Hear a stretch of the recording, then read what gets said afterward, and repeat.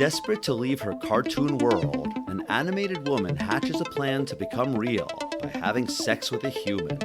Join us as we discuss the evolution of the Hollywood sign, what this movie has in common with Game of Thrones, and our 2024 box office predictions. Then we find out if Cool World stands the test of time.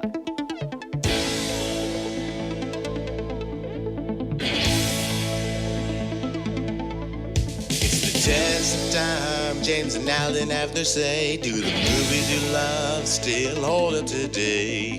James says Gladiator with a glut, and Alan says as a father blah blah. It's the test of time, James and Alan have their say. Do the movies you love still hold up today? Test of time, James and Alan have their say. Do the movies you love still hold up today?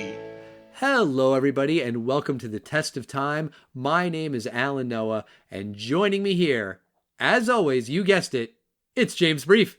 How you doing, Al? I'm excited. This is one of my favorite podcasts of the year. It's something we do every year at the beginning of the year. Cool World? And, no, not Cool World. At the beginning of the year, sometime in January, we usually like to talk about the box office predictions for the upcoming year. I like to think I'm pretty confident in my box office predictions because, I'm pretty good at this.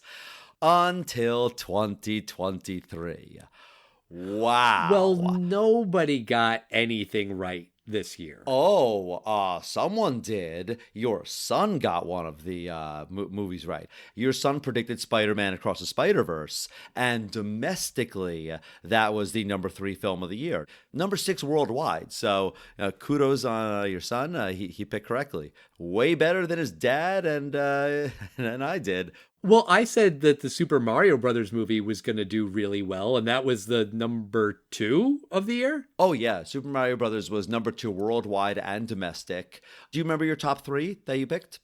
Wait, I wrote it down here. Okay, I found it. I had Super Mario at 3, Indiana Jones and the Dial of Destiny at 2, oops, and The Little Mermaid at number 1, bigger oops.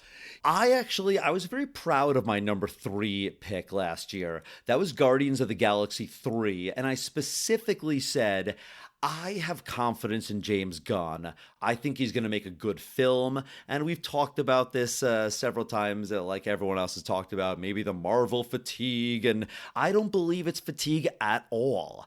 I think if you give people quality films, you are going to get the box office return. I actually have not seen it, but it was very well received. It was the number 4 film domestically and worldwide, so I do not get credit for that. But I picked for number 2, Fast X, Fast 10. It didn't even make the top 10 of domestic. It was number 18. It was the 5th highest grossing film of the year worldwide. And number 1, I picked Indiana Jones and the Dial of Destiny. It was beaten by Wonka worldwide. And wow. that film just came out. Indiana Jones was beaten by Taylor Swift. Indiana Jones was beaten by Sound of Freedom, this this film that was a blockbuster film in parts of the country. Yeah, but wasn't it that like they were buying up all the tickets, like the right wingers were like overinflating it? Maybe or maybe not, but regardless, it was a huge film. But we haven't talked about what was the number 1 box office hit of 2023, which neither of us predicted, Barbie. Correct. And there is a theme here. The 2 biggest movies of the year were based on IP. Barbie and Super Mario have been around for a very long time. Neither one of those is a new thing, but they were brand new movie franchises. And you can talk about Marvel fatigue, you can talk about superhero fatigue. I really think that the moral of this box office last year is that it's just franchise fatigue. Indiana Jones, people didn't give a shit. Mission Impossible, people didn't give a shit. Fast X, like these franchises have just been around so long that seeing the new one is maybe I will, maybe I won't. I mean, I'm surprised that you hadn't seen Guardians 3. It's fatigue. I'll get around to it. You're Yeah, right. that is the definition of fatigue.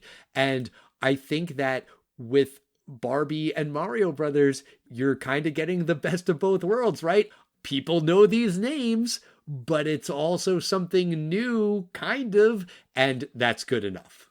You're right, they're based on IP, but there's a lot of IP this year. It's the same thing I'm saying.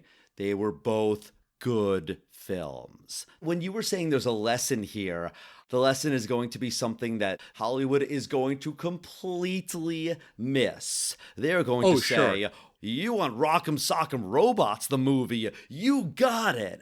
No. But it seems to me that they're going to make the wrong lesson from this. Oh, they 100% are. Of all the predictions we can make, I am very, very confident that they will fuck this up. Hollywood's going to say, okay, we need more movies based on toys. And no, the thing that made Barbie really good was that you had Greta Gerwig and Margot Robbie who really cared about the story that they were telling, and they put time and thought into it. They created a movie that was thoughtful and interesting and thought-provoking and really funny and entertaining. And that's why people went to see it. Because it was based on a toy, that was incidental. I'm sure that got some butts in seats, but that wasn't what gave it staying power. Exactly. Did you see Barbie, by the way? It's another one I haven't yet. You know what it is? I don't really want to watch it alone, so I'll watch it with someone. Okay. I did not think Oppenheimer would be the number 3 film worldwide. And domestically, it was number 5. I thought that was really cool. Right. And I mean, Barbenheimer helped both of those movies. Just that's the world we live in. If something is a thing on social media, that doesn't necessarily automatically translate to the real world, but it can. And in this particular case, it did. And that was a good thing for movie-going audiences. I still haven't seen Oppenheimer, and I really want to. But let's talk about 2024. What are your predictions for this year, James? Oh my God, this is a tough year. This is going to be it is really, really difficult. I know one film that is big budget and is going to be critically acclaimed. That's Dune Part 2. Where exactly is that going to fall? I don't know. You got a ton of big kid films from big IP that done very well before.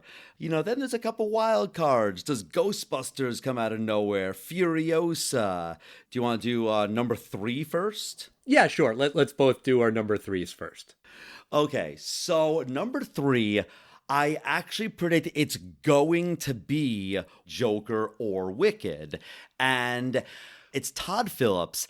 This guy is such an underrated director. Like, I've liked everything he's done. Really? To varying degrees, but I think he's going to pull it off. I really do. Joaquin Phoenix, he's a complete definition of wild card, great guy to play the Joker.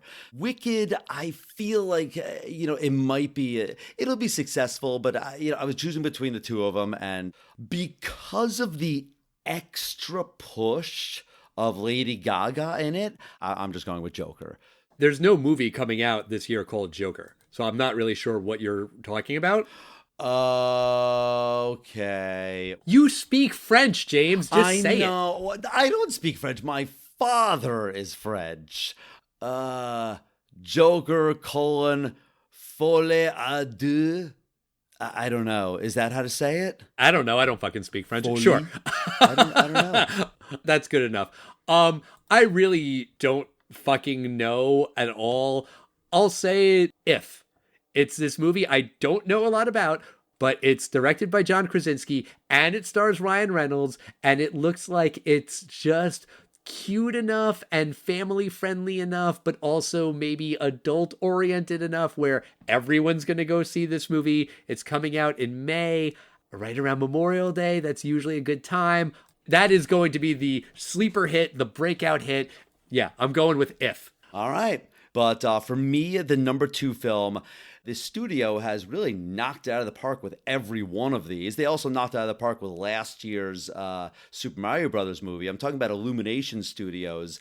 I'm going to pick Despicable Me 4. Damn it, that was my pick. Okay, great. You know, there's two number 4s. I don't really have as much confidence in Kung Fu Panda 4.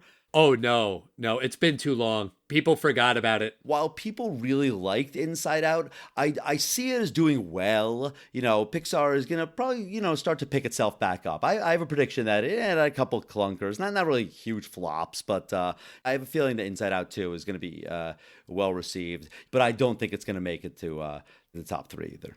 I agree. Honestly, looking at the list of movies coming out this year, that one is probably the movie I personally am most excited to see. But yeah, I don't know that will translate to box office success. What's your number 1 movie? I'm wondering if we're going to have the same pick for number 1. I'm thinking that we are. Should we say it at the same time? Okay, let's go at the same time. 3, 2, 1. Deadpool 3. Yeah, right. Of course. Yeah, of course. And it's not because it's Deadpool. I think the thing is people are looking for something interesting. I think the humor is there. And the thing is, this is a reason to go to the theater. It's just going to be fun. I think it has all of the things going for it. I think it is the perfect movie to cure superhero fatigue. Everyone loves Deadpool. This is the first Deadpool movie in the MCU. It's the first one under Disney. You know Ryan Reynolds is going to take a lot of shots at Disney, at Marvel, at superhero fatigue. It's the introduction of Wolverine and X-Men maybe into the MCU. I don't know, but everyone's going to want to know, and everyone's going to be talking about it right away. It's a movie that you're going to have to see right away. This is not one of those movies that you can just put off and see eventually. And then Ryan Reynolds is going to have the biggest year of his career, and everyone loves the guy. I'm still going to go with the biggest year of his career is when he sold Mint Mobile for $1 billion. Fine, as an actor. Yes, exactly. We do love predicting a big flop, and you were correct. Last year, I believe you predict Shazam. No, I said Dungeons and Dragons: Honor Among Thieves. Oh, it wasn't the huge flop that it should have been. Maybe I said Shazam? I don't know. That's what I thought I said, but maybe someone could correct us. But what do you think this year? Is there anything in your mind that stands out? My pick for flop of the year is going to be Twisters, the sequel to Twister. When that movie comes out, we can talk about Twister. I have that on our rough schedule for the rest of the year, but does anyone give a shit? No. So I think that will be a colossal flop. I give a shit for exactly one reason, Al. What's that? I've never seen Twister. So this is going to make me see Twister. Yeah, but then you're going to watch the old one for the podcast. You're not going to go and run out and see the new one. Well, yeah, because obviously, the late Bill Paxton can't be in this film. And I don't think Helen Hunt is. She's not listed as one of the main stars. Maybe she's in it like in a cameo or something. I have a feeling she's going to have a cameo, like 2/3 of the way in, and Bill Paxton's going to have died, chasing a storm or something, his character, something. I think she'll have a surprise cameo. That's my guess. Okay. What's your pick for flop? I'm going to pick Madam Web. Okay. I was picking between that and Kraven the Hunter. The only reason I'm picking Kraven the Hunter to be less of a flop is because, one, I really like Aaron Taylor Johnson, and two, it's going to be, I think it might be rated R. As long as they're not just like, oh, rated R, let's just put a lot of blood in it for no reason. As long as they do something with it, like what John Wick did, it might have a chance. I kind of like Sydney Sweeney, so I'm kind of rooting for Madam Web, but I don't really have a horse in that race. She's the White Lotus? Euphoria. Oh, okay. It's just, I don't think Sony's done a really good job with it. I think they got kind of lucky with Venom. I don't know much about her. I do know she's very popular, so she'll be fine. Euphoria is going to be on for another couple of years probably, so even past Madam Web, she'll survive. Well, we will check in next January and see how we did. And speaking of flops, though. Speaking of movie flops, let's talk about 1992's Cool World. Right. I just kind of picked this movie because I saw that it was streaming on Paramount Plus, and I was like, oh, I saw it once, and I remember it being not great, but you never know. Maybe it aged better. That's not what happened. Spoiler alert. But what I remembered about the movie was that it was the sort of adult version of Who Framed Roger Rabbit, because it was live action and it was cartoons together. But these cartoons had sex.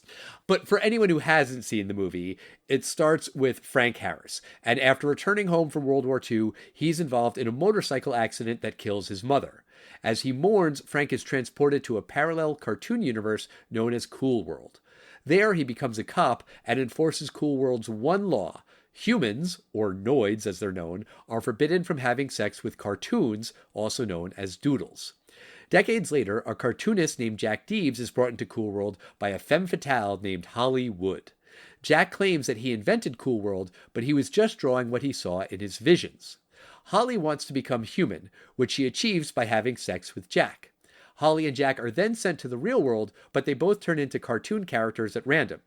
Holly finds the Spike, an artifact that can merge and destroy both worlds. Holly kills Frank, Jack stops Holly, and Frank is then resurrected in Cool World, where he presumably lives happily ever after. So I'm not going to ask you if this was a hit. We know this was a flop. How big of a flop was Cool World, James? The one thing it had going for it was that it was only a $28 million budget film, and it made half of that. It opened at number 6 in sixth place on July 10th, 1992, with $5.5 million, limped its way to $14 million domestically.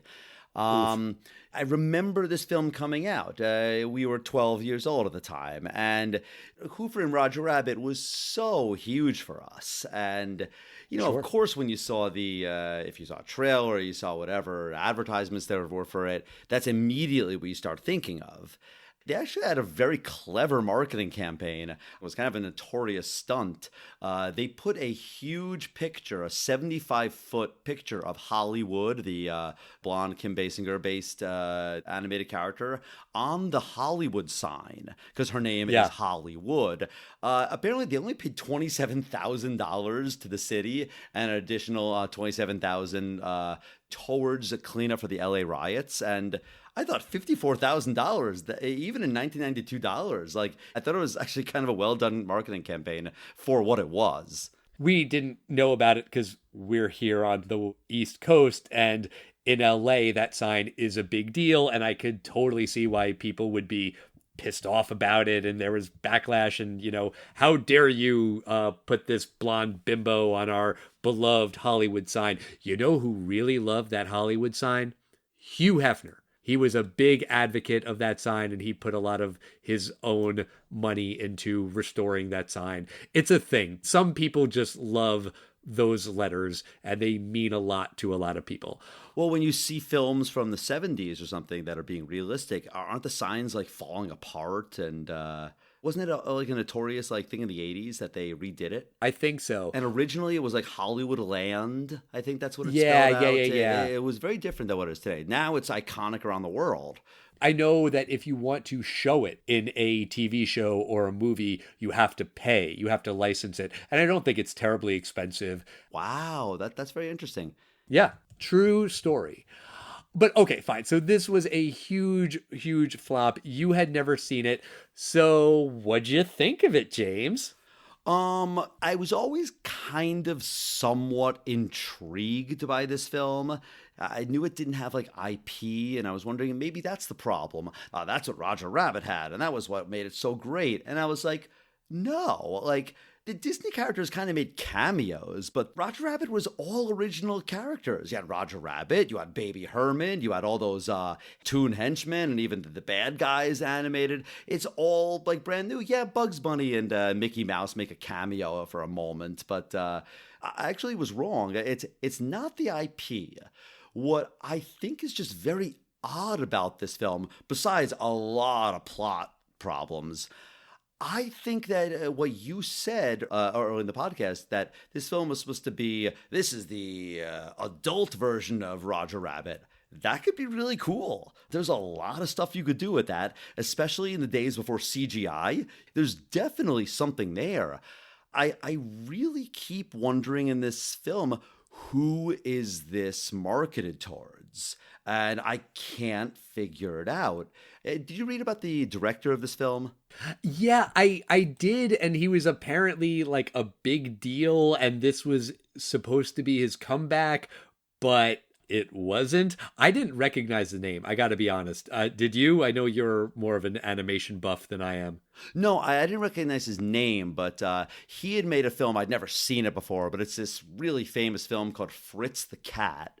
It's an animated film. It had a $700,000 budget, and it grossed $25 million in the US, $90 million worldwide. And until some later Disney film or something, it was the most successful animated film of all time. Okay. But he was kind of the hard R animator. You know, he's a renegade, not Disney and not the Warner Brothers, not Looney Tunes stuff. And this film was originally going to be one of these rated X hard R films, but I think a lot of this film has kind of Roger Rabbit attempts at Roger Rabbit charm. And they're just kind of random tunes doing like wugga wugga, loony-ish, toony stuff. You know, it's trying to be cute, but also very adult in other tones. I can't figure out where they were trying to go with this film. I think you hit it on the head, James. Really, what I think they were going for was, hey, what was the best thing about Who Framed Roger Rabbit? Jessica Rabbit, because she was hot. And so what if we made a movie that also had a really hot cartoon character, but she fucks, and we get to see her fuck, and there's cartoons fucking, and also they fuck humans. Whoa, that's so cool. Sorry I said the word fuck so much. Sorry if I got a little carried away there. But I think that was what they were going for. And yeah, if you make that a hard R movie, maybe you can make that interesting. But then they made this PG-13 movie, and a lot of the cartoon world stuff is cartoony, meaning silly, meaning, hey, these guys hit each other with hammers and anvils and their teeth fall out and LOLOL. But then the sex isn't cartoony. The sex is played as it's supposed to be sexy. And you have these two very different tones that don't work together because you're just not sure, am I supposed to be laughing at the sex? No, I don't think so. Like, you could make the sex funny, you could make the violence real or more realistic, but they don't. And they keep these things very separate, and it's weird. I think if this movie had picked a tone, and they could have even gone with camp, I think it could have worked if the whole thing was just silly and just preposterous. And hey guys, here's what we're doing. We're making a Roger Rabbit movie, except the characters all have sex. Isn't that funny? Isn't that crazy? Or made a hard R movie. I think, though, by trying to make it PG-13, they fucked it. And apparently the director, Ralph Bakshi, I'm not sure how you say his name, he was pissed. There were rewrites that happened behind his back. This was not the movie that he pitched. This was not the movie that he wanted to make. And I don't know that the movie that he wanted to make would have been better, but I can certainly understand why he was pissed with the final product. I read this quote from Kim Basinger. She approached the production company, and she said something like, I think it would be great if we could do a film where we could show this cartoon in hospitals for sick children. And the director, Ralph Bakshi, he said, Kim, I think that's wonderful, but you've got the wrong guy to do that with. Like, I am a naughty cartoon director. Don't get confused by the word cartoon, you know? I think I know the reason why you said fuck a lot, because that has to be the pitch. They're like, yeah, Hollywood is beautiful. Hollywood, which is obviously based on Kim Basinger, who's beautiful herself. And sure, we're going to talk about sex, but you're not going to actually show any of it for being, you know, such a hard cartoon. if you would go on hard R, and these cartoons, this isn't Disney, this isn't Toontown from Roger Rabbit, this isn't a comical villain. They're doing drugs, and they're robbing banks, and they're having sex, and yeah, maybe you see some boobs here and there. Maybe they're cartoony boobs, like they blow up like the way, someone's eyes blow up when they see a beautiful woman. But they don't go there at all. I think, and I'm not positive about this, but wasn't the original idea for Game of Thrones that George R.R. Martin was like, what if there was Lord of the Rings, but with fucking? Like, that was kind of his initial idea. I don't know if that's really true, but like in Lord of the Rings, there's characters who marry and have children, but it's more of like the Disney version where they're not really talking about sex. And yes, characters die, but there's not horrifically graphic torture and stuff like that. And that was interesting to him. And he thought, I think I could make a more brutal, adult, realistic version of this type of world. And it worked. It worked in the novels. It worked on the HBO show. But it doesn't really work in this cartoon world. And I think it could. I've never seen that movie Heavy Metal, which I think is an adult cartoon with a sexy lady with big boobs. I really don't know a lot about it. We could do it on the podcast at some point. Oh, please, let's not. I know it's an anthology film. It's got like 25 different little sci-fi vignettes in it. I guess if you want to do it one time, we can. If something like Heavy Metal 3000 comes out or something. But but at least Heavy Metal was famous in that there is a market for it. Team America, World Police, like there is a market for a puppet film that's going to be rated R and a hard R.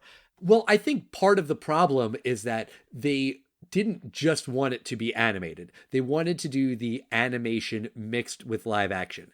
And if you are going to show a cartoon character and a human having sex, then you really got to make that look good. And I don't mean make it look good like, well shot pornography. I mean, the animation and live action have to work together in a way that is going to feel realistic and look believable on camera.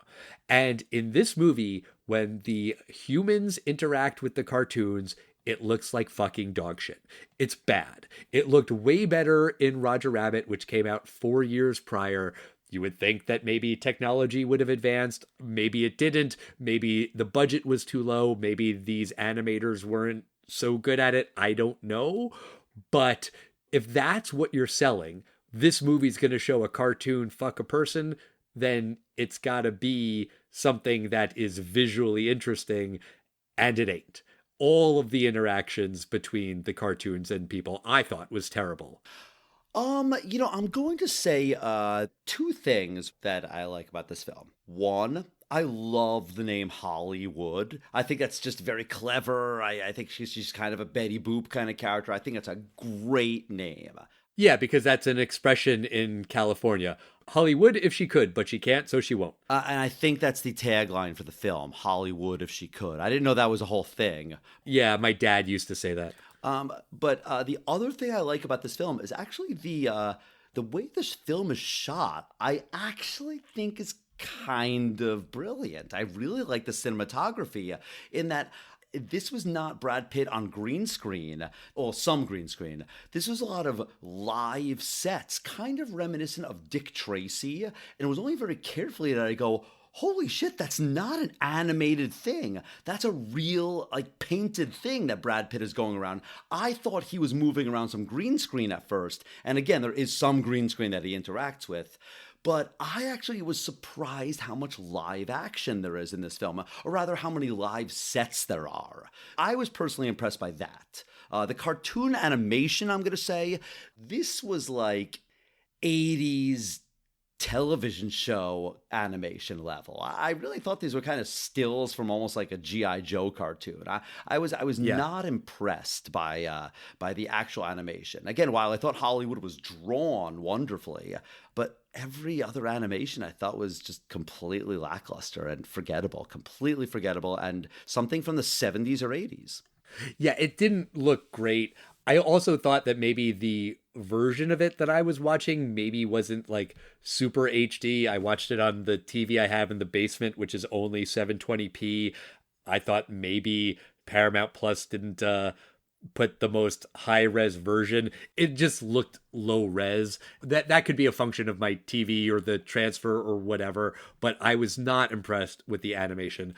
I also wasn't impressed with the plot or the story or the rules of this universe because none of it makes any fucking sense at all.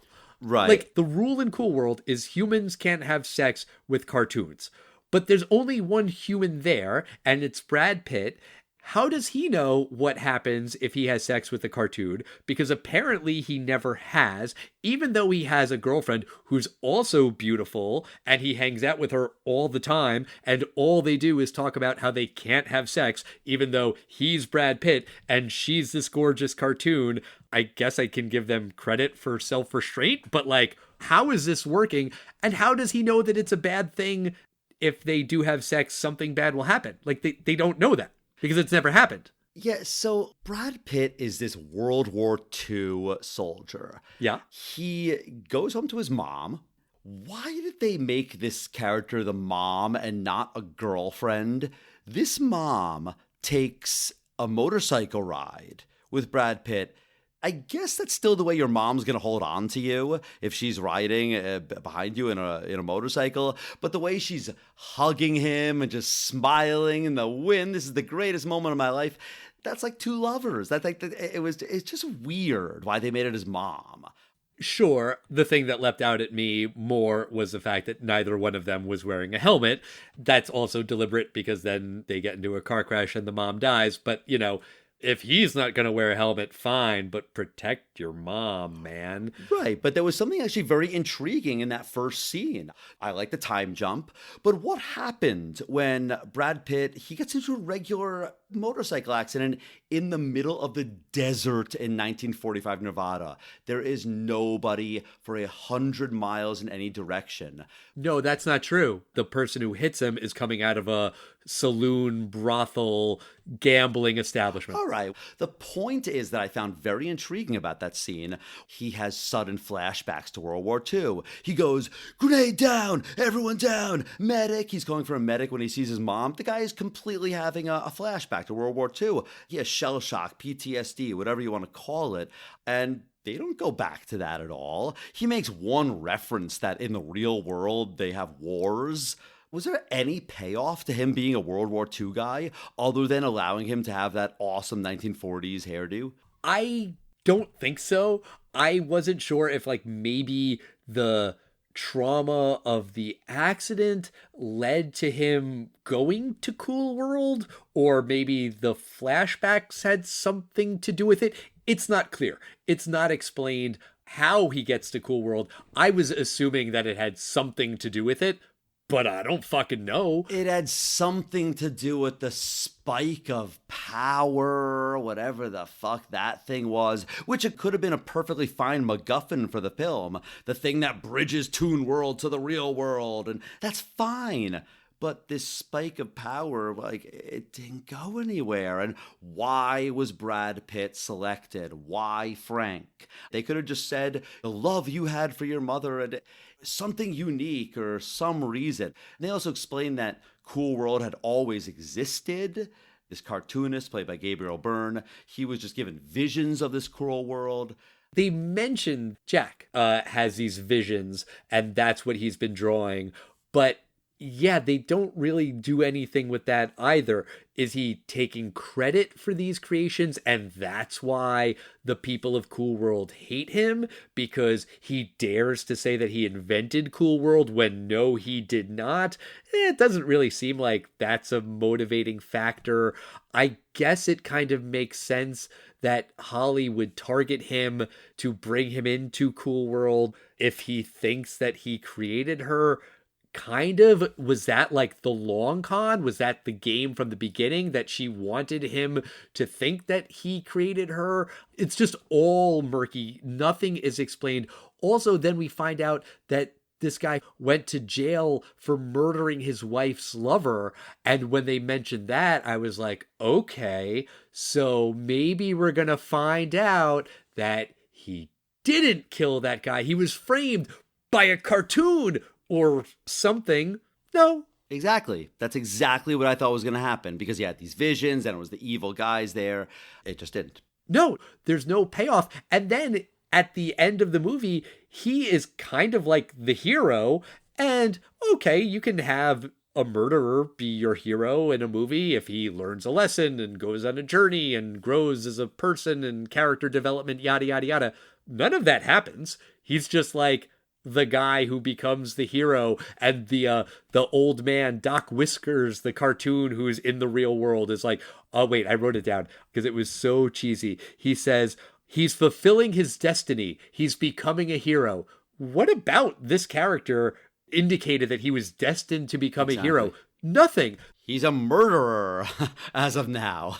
We've seen the hero's journey in a million movies. None of that is there. Like, it's just, oh crap, we need someone to be a hero. How about this character? I'm actually glad you said that, because I was wondering if I missed something about him. Always wanting to be the hero. That's why I draw these things, because I could never be the hero. There you go. Right. That's so easy. And the other stuff, Holly just has to explain what's so bad about being a toon. I mean, you never age. She seems to be incredibly popular there.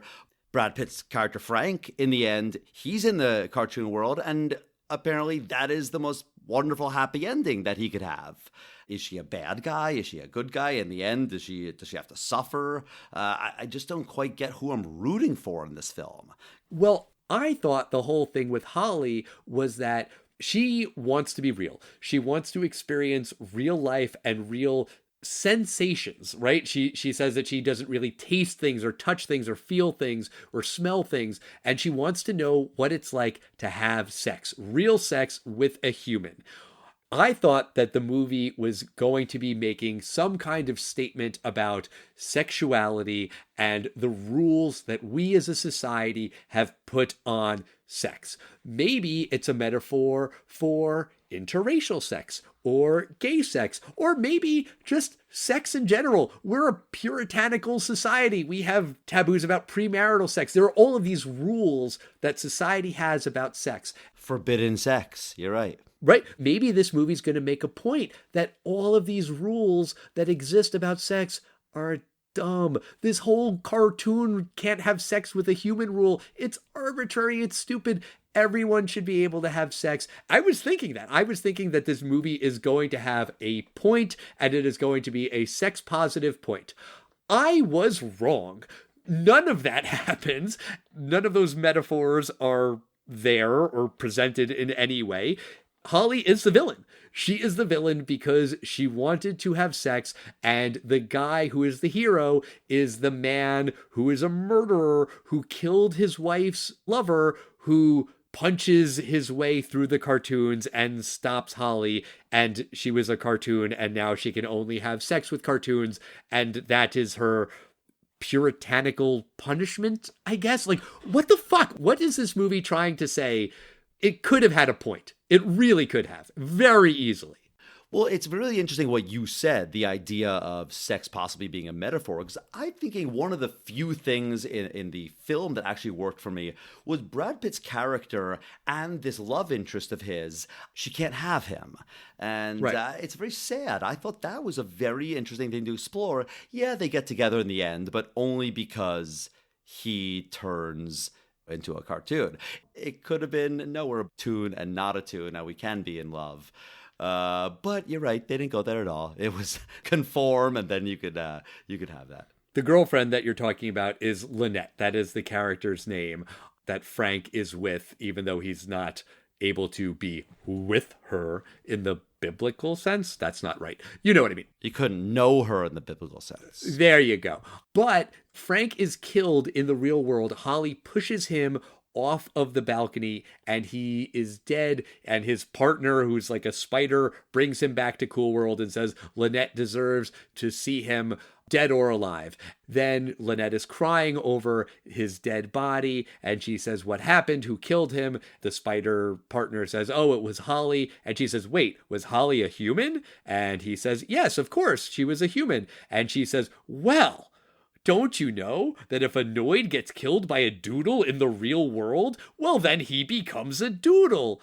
It's like, are you fucking kidding me? No one said that. Again, with the arbitrary rules. This is bullshit. You could have easily planted that. You had this weird professor character that's kind of the guide. He could have easily listed like 10 random rules, and that could have been one of them. Yeah. There's no reference at all. It's the definition of a deus ex machina. It's ridiculous. I do have to correct you. It was Carlin Truck who joined us last week. She made a comment on Facebook. It's pronounced Deus Ex Machina. And I have to give her credit because she was just a guest. It's not Deus Ex Machina. That is my, I think, first time ever mispronouncing something on this podcast. That is incorrect. Maybe second. No. But I guess I'll ask you, even though I think I know what the answer is. James, do you think Cool World stands the test of time? I really gave it a chance. I had absolutely no knowledge of this film at all, except the fact that it was a flop. And I was actually kind of thinking that this film has a chance of sneaking up on me. No, I just stared at the screen. I did a couple times, like, push the remote to see where I am in the time bar. I did do that. That's not a good sign. This was a chore. While it had a good premise, it could have been good. But no, this film does not stand the test of time. What do you think, Al? Definitely not. This is a really, really bad movie. And doing a little research on it today, I saw that some people have revisited it and have decided that it's good and it's like a cult classic. I'm like, why? There is no redeeming quality at all. Other than, I guess, Gabriel Byrne and Brad Pitt and Kim Basinger are all good actors. They are all trying really hard and they're doing their best with really, really shitty material in a way that I think works against the movie.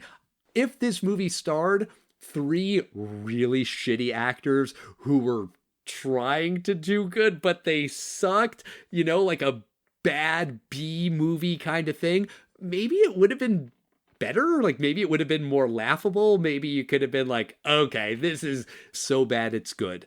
They're trying, and God bless them. God bless the 3 of them for doing their best and really trying with this movie, but it just doesn't work on any level. The animation is bad. The sex isn't sexy. The comedy isn't funny. The story is pure fucking nonsense. There's just nothing in here that is worthwhile, I guess, unless you just like looking at hot cartoons.